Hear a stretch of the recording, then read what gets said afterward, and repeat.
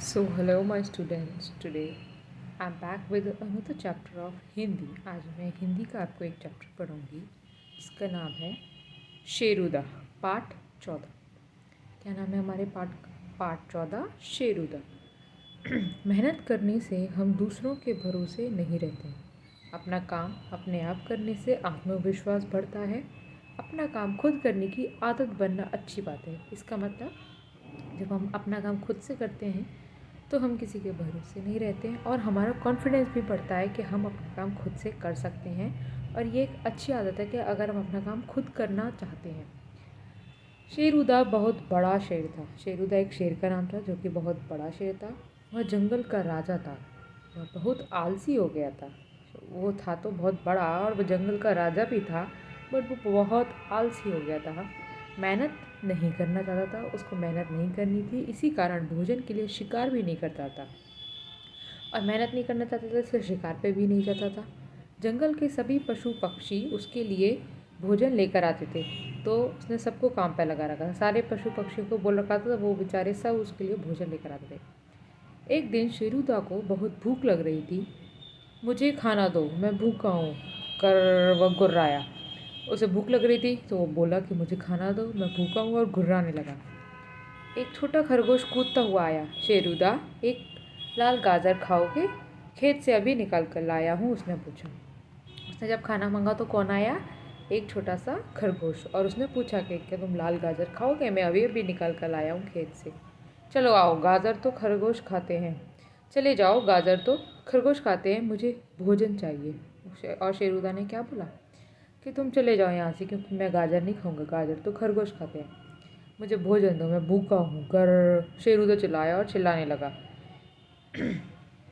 एक हरा तोता उड़कर आया. तोते ने पूछा, क्या यह आम खाओगे? बड़ा मीठा और रसीला है. उसकी चोंच में एक पीला आम था. तो अब तोता आया. तोते ने पूछा, आम खाओगे? बहुत मीठा और रसीला भी है, क्योंकि उसके पास आम था खिलाने के लिए. अब शेरुदा गुस्से में बोला, नहीं नहीं नहीं, आम तो तोते खाते हैं. घुर, मुझे अपना भोजन चाहिए. और उसे आम भी नहीं खाना था. उसने बोला, आम तो तोते खाते हैं, मैं अपना भोजन खाऊंगा, मैं भूखा हूँ. वह बहुत देर तक दहाड़ता रहा और भूखे के चक्कर में बहुत देर तक वो दहाड़ता रहा. एक भूरा बंदर भागता हुआ आया. उसने कहा, शेरुदा शेरुदा, लो यह मूंगफली खाओ, तुम्हारी भूख मिट जाएगी. अब बंदर आया तो बंदर मूंगफली लेकर आया और उसने बोला, ये लो मूंगफली खाओ, तुम्हारी भूख मिट जाएगी.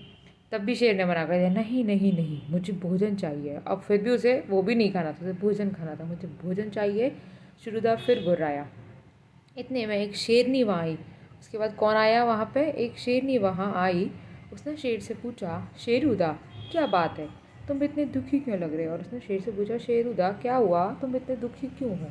शेरुदा ने उत्तर दिया, मैं 2 दिन से भूखा हूँ, कहीं से भी मेरी पसंद का खाना नहीं मिला, मुझे समझ में नहीं आता मैं क्या करूँ, मेरे पेट में चूहे कूद रहे हैं. तो उसने अपनी प्रॉब्लम बताई कि मैं भूखा हूँ 2 दिन से, मुझे अपनी पसंद का खाना नहीं मिल रहा है और मेरे पेट में चूहे कूद रहे हैं.